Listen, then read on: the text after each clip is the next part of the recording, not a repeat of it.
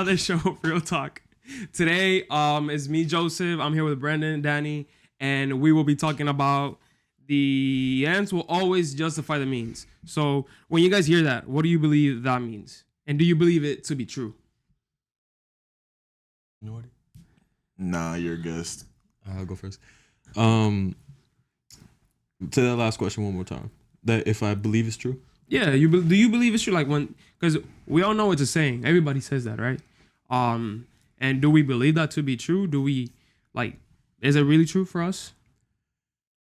I mean, in hindsight, it's not true, but Okay. we tend to try and justify on why it should be true. You know what I mean? On I don't know, it could be any example, I guess, to relate with myself, with my issues, how I struggle with things is terms of how I want to succeed, right? I'm a very ambitious person, and I'm the type of person who distances myself from everyone, who cuts everyone off because I want to focus on my goal, right?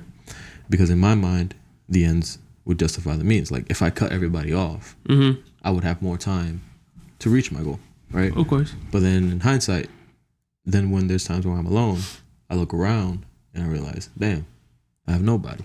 Even the people that wanted to support me are no longer there because I cut them off. So that's kind of that's a really good example. Yeah. That's a really good example. I mean, I don't believe in excuses, so I don't ever believe the end justifies the means. Piggybacking off what you were saying, if we're using personal examples, I don't like making excuses for myself. I can give you reasons. I believe there are reasons why people are the way they are, why people do the things they do, but it doesn't make it a good reason, right?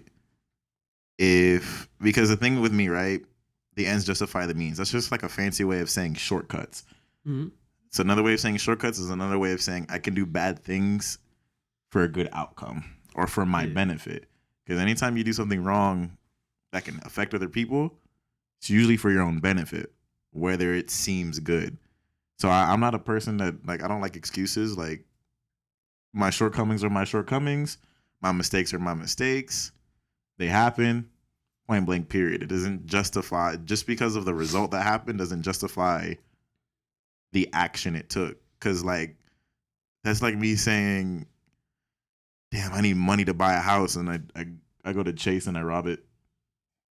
Yeah. That ain't right. I can't just walk up into a bank. Everybody put your hands up. I got to pay my mortgage by tomorrow.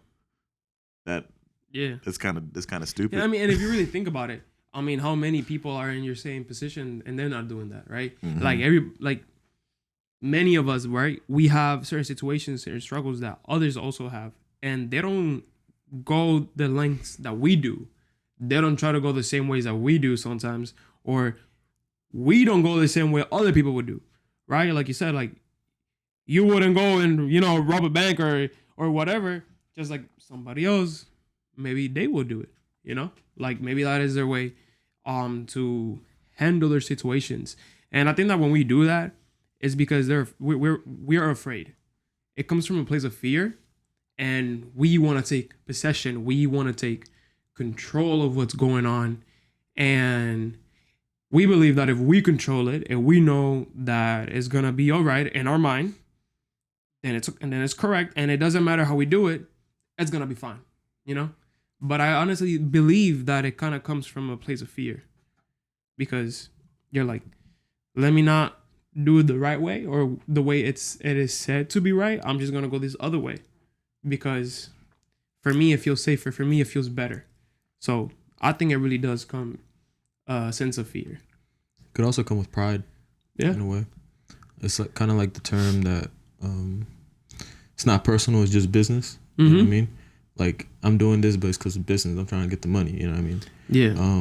For example, I work at I have a lot of personal examples. I work at a pawn shop, right? Not trying to advertise, but a lot of things is more net revenue. How can we increase the net revenue? How can we increase the profit? You know what I mean? And there's some people that they pawn their things and they're yeah, I don't really got the means to pay for it.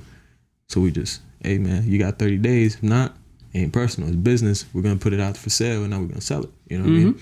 And then with that example, obviously with other drastic examples you could use, it comes with pride. Like, I gotta get what's mine. You know, I gotta get what I want. You know, and because the ends will justify the means, and it's that mindset that comes with it, and it starts with pride as well. Yeah. I also think it's just laziness, because if you think about it, right, like I said earlier, a lot of like people think about the ends justify the means, and you're automatically thinking of somebody doing something bad to for their own outcome. But we don't realize that the ends justifying the means. We do that a lot in our daily lives without even poor results, like without affecting other people in a sense. Like at work, they say something a lot: don't cheat the customer. Right? When you're making your food, don't cheat the customer. Now, those that work in the kitchen know that when you're in a rush, you're not going to follow the recipe or follow all the rules to the exact T, right? You're going to do things to try to make the food come out faster. Especially when the ticket's been there for like 20 Yeah, minutes. when the ticket's been there for 15 minutes or more, and the dude on Expo is asking for it, you feel me? Yeah. You're going to do everything you can to try to get that food out. But the thing is, right, let's say you skip a step. Let's say this sandwich, you had to put mushrooms on it, but to save some time, you said, bump the mushrooms. I'm just going to send the sandwich as it is. They're not going to notice. You're cheating the customer. Yeah. Even if the customer doesn't notice, you're still you're not only cheating the customer, you're cheating yourself. And I can't stand that, because people do that in their daily lives. Like, I don't like when I've seen a lot of worship teams be satisfied by what they, not by what they have, but by the work they put in. They'll just be like, oh, we practice and that's it. That's it. Like, this is as good as we're going to get. You know, we tried our best. No, you didn't. You're cutting corners. You're satisfied with what you like. If you want to do something, do it correct. And that's part of what the end justifies me. And I think that's just laziness. I don't think people want to really just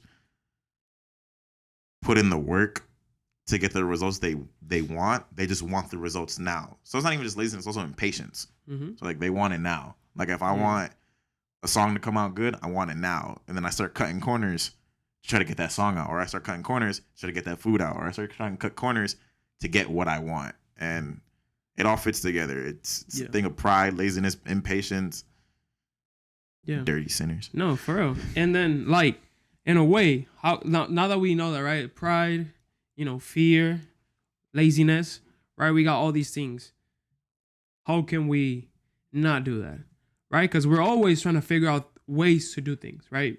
We will always try to, get to our goals, right? Complete the order from the customer, give our best worship, give our best in things, right? To get to that point where we want to get. So how do we do that without trying to justify our means? Because let's be honest, when I hear this, it's not about our means, right? I don't think it should be about our means, right? I think it should be about His. It should be about God, right? So when we do this, it shouldn't be about we fulfilling ourselves, but it should be us fulfilling with Him, with what He has said, the things that He wants us to do. Because if He said it, it's for a good reason, right?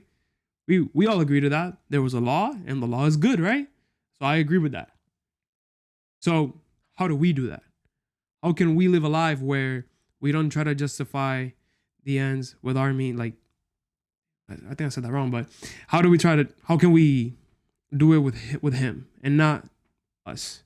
How can we make it about Him and not make it about us? Well, I think, right, the Bible's pretty clear. We have the perfect example in Jesus, right? And He never cut corners. He did everything the way it was supposed to. He knew, right? He knew at the end of the day that all of this was gonna end, right, with Him on that cross. He didn't try to avoid it. He didn't try to say, God, let's get this over with. He went through every trial and tribulation for those 3 years. He did say it, but he went through it. He said it, but he didn't. He went through with it. He went through because you're allowed to think it, right? You're human. Exactly. But he sat there. He knew he was gonna get beat. He knew Judas was gonna be. He knew all this. He knew all of it was gonna happen, and he went through with it because he had a good heart. He went through it and he did it the right way. Instead of like, he could have easily been like, "All right, Judas, get out of here. Pharisees, get out my face. All y'all going, y'all not making it anyway. Like, he could have done a bunch of different. Yeah, he could have like the Bible says, get all those angels, get that legion, come over here, just clean this up, right? Clean this mess up, right? It was there. So, I think following his example, I think that's the best thing we can do. Is make sure that every mean that we do is good. Not only does it benefit us, it can benefit someone else. And if you have to sacrifice something of yourself for the end or for somebody else's end or for whatever the goal may be, do it, because that's what he did. Like, man literally put his life on the line. For all of us. Literally. Yeah. I think also humbleness as well. Humbleness is a good attribute to have when it comes to that, because you have to humble yourself. You have to strip away from your pride so you can, yoke yourself to his, to his will, to his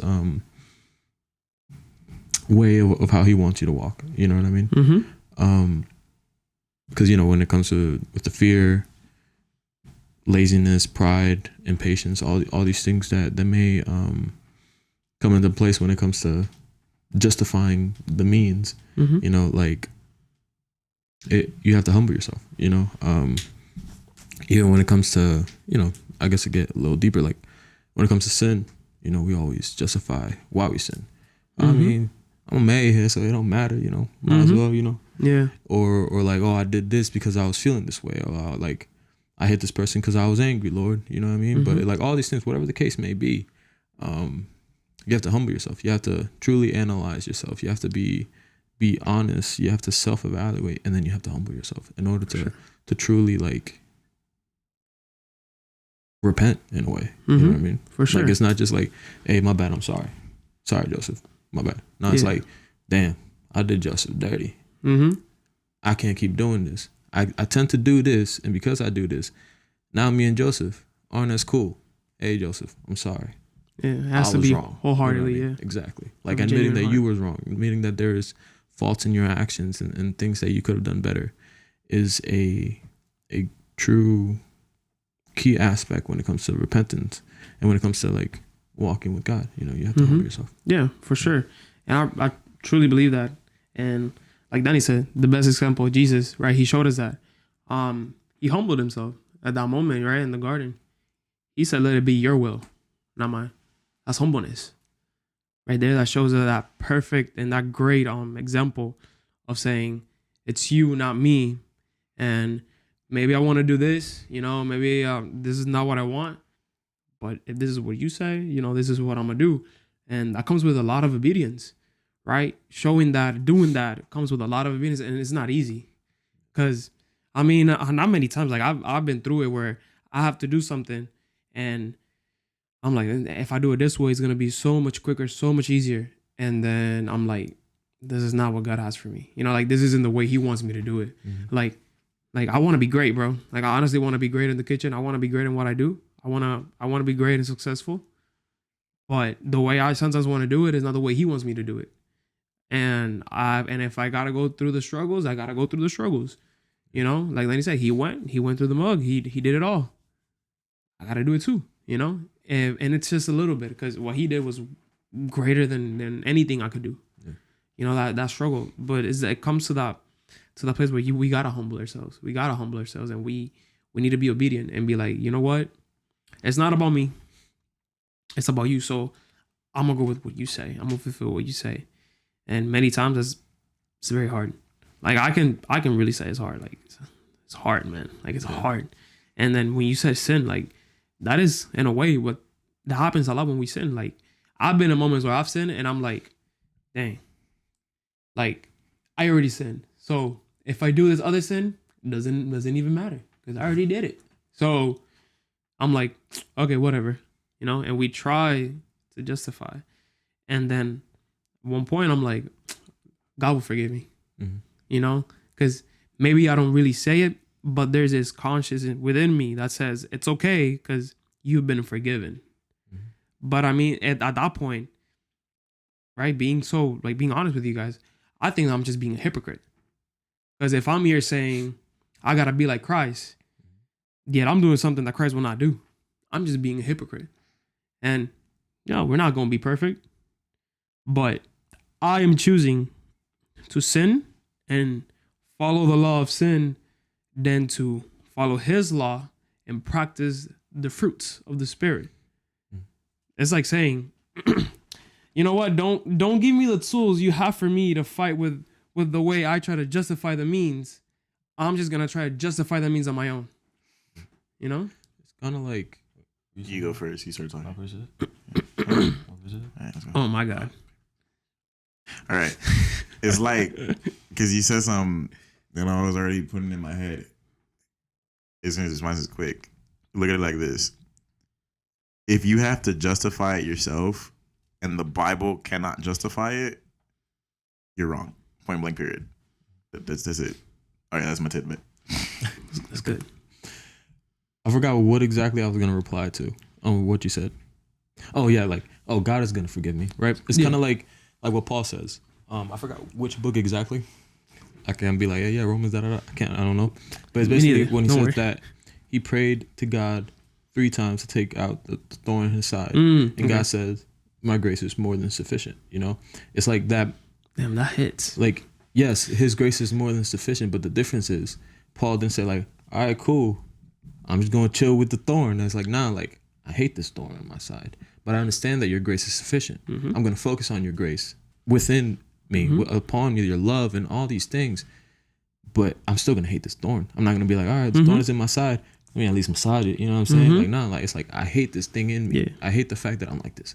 I hate the fact that I'm lustful. I hate the fact that I'm prideful or that I'm prone to anger or whatever the case may be that you may, that may be your struggle. I hate this upon me. But I recognize that God's grace is sufficient. I'm going to focus on that grace. I'm going to focus on his love over me, you know? And that kind of goes with no, it does. And focusing on that and actually putting our mind to that, because it becomes a matter of mind. Where we put our mind. If I put my mind on trying to justify it and justify my sin and do it my way, then that's what I'm going to be constantly doing. But if I put my mind on him and his grace and focus on him and his will and what he says for me and not let it be justified by me, but let him be the one, then I'm going to grow in that. I can either grow in sin or I can grow in his grace. I choose. I have to choose. You know, it becomes a decision, right? And same again, Jesus, this is what he did. He decided. He said, nah, your will be done. And that is the best example that we can take, practice, do, because it's perfect. It really is perfect. Yeah, and even when we like read the word, we have so many examples of like men of God that at times tried to justify the means with the ends. You know what I'm saying? Like Peter? Yeah. Like it could be either Peter, David, you know what I'm saying? Oh, for sure. Like, yo, I'm trying to smash Bathsheba. Let me send my man to the war. No, for real. I'm the king. I could do that. I'm the king. That's true, because he has that mentality of, I have this position, so I can do that. Exactly. Yeah. But then what happens at the end? You know what I mean? You lost your soldier. Then I think it was the prophet at the time started giving an example. He's like, yeah, we should kill that man. He's like, bro, that man is you. And he's like, oh, damn. You know what I'm saying? And it comes with the self-evaluation. Like that perfect example, actually. Like, he's like, yeah, we should actually kill that dude because he's wrong for doing that. And then when he said, yeah, that's you, he realized, like, dang, I messed up. So what does he do? He's honest with himself. He self-evaluates. And then he goes to God, humbles himself, and begs for forgiveness. You know what I mean? And you know what's even amazing? That he does that being a king. Because he is a king. And many times we believe that we have certain positions in our life where I don't gotta justify myself to nobody. I don't gotta tell nobody, oh, no, I'm the king of this. I'm the manager of that. I'm the leader of this. I'm the leader of that. Like, I don't gotta. We have the greatest example, you know, as a king. And like I said, Jesus before too, because he's king. We believe him to be king, and he did that. So who are we to not do it too? You know, we should follow that. Yeah, for sure. And I guess to end that example, right? Like when we go to the son of David, which is Solomon, it goes with like the verse that I added. Like, he's the wisest man on earth, right? But then look at all the things that he did. You know what I mean? Like, he, you know, with the idol worship, bringing pagan gods into the country, having all these concubines and all these things. Like for him, it's like, I'm trying to keep this place peaceful. So of course I'm going to create all these relationships. The ends justify the means. But at the end, what happens? You know, like here in Ecclesiastes 2, verse 9, it says, "Then I became great and increased more than all who preceded me in Jerusalem. My wisdom also stood by me. All that my eyes desired, I did not refuse them.